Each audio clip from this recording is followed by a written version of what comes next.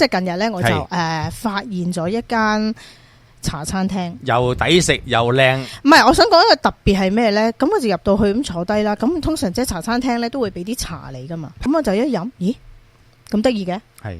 咁我就忍唔住問啦。請問你啲咩茶嚟㗎？係啦係。你知唔知俾啲咩我飲啊？嗱，好嘢嚟㗎。即係你講係我係咪喺平時即係中式飲茶都會叫到嗰啲茶，還是係點樣？即係普洱啊、水仙啊，係咪嗰類先？唔係啊，哦，即係西人茶，又唔係啊，係陳皮水啊。陳皮水但係有茶味啊？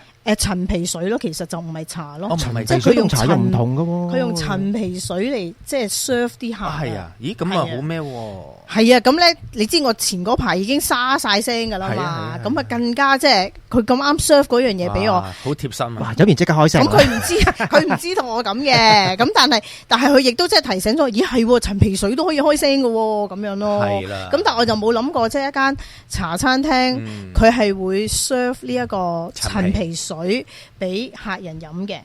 咁同埋佢呢間茶餐廳咧。正常嘅嘢都有啦，咁佢亦都有附設燒臘嘅。OK， 係。咁佢嘅燒臘個叉燒都唔錯㗎。係啊，有段時間咧，前一排咧就同啲朋友即係去食飯啊咁樣，咁啊好多時去啲餐館啊，飲咩茶啊咁樣夜晚咁樣。咁我由細到大咧都係飲普洱嘅。係。咁後尾有個朋友同我講，唔好飲普洱啊咁樣。嗱呢一樣嘢咧，你估到係咩原因先？因為普洱個顏色好深，係佢擔心佢啲普洱可能會唔會係同你加咗色？唔係，唔係呢一樣嘅。咁通常呢啲人話咧，即係飲嘅茶嘅顏色越深咧，你令到你嘅皮膚都係深色啲咯。哦，呢個我未聽過，我冇聽過，呢個未聽過。嗱，我個朋友話俾我知唔好飲嘅原因啊，我唔知呢個真定假吓。不過佢話俾我知，就係因為普洱係一啲比較舊啲嘅茶。即係比較可以存放比較耐啲嘅茶啊嘛，佢話驚存放嗰個嘅情況唔好會發毛。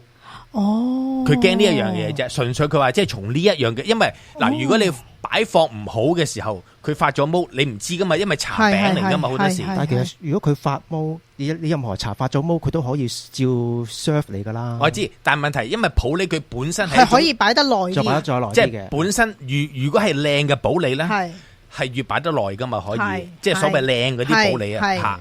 咁但係一般嚟講，譬如啲所謂嘅綠茶咩香片啊嗰啲咧，就唔需要擺得咁耐噶嘛，或者佢唔可以擺咁耐噶嘛。咁所以有人咁同我講，唔好飲普洱，咁我又唔知啊呢一樣嘢。哦，但係我又會有另一個角度，佢咁靚嘅普洱，越擺得耐啲普洱越靚噶嘛。係咯，佢未必會 serve 你。咁啊係，最俾親都係嗰啲發咗毛嘅普洱啊，唔係發咗毛嗰啲，佢可能咧就係泡一泡佢，倒咗佢。我唔知得唔得啊！真唔得。如果發咗毛嘅嘢咧，千祈唔好，即係就算面頭發咗毛咧，千祈都唔好食，因為其實佢個發毛係滲咗喺入邊嘅。係啦。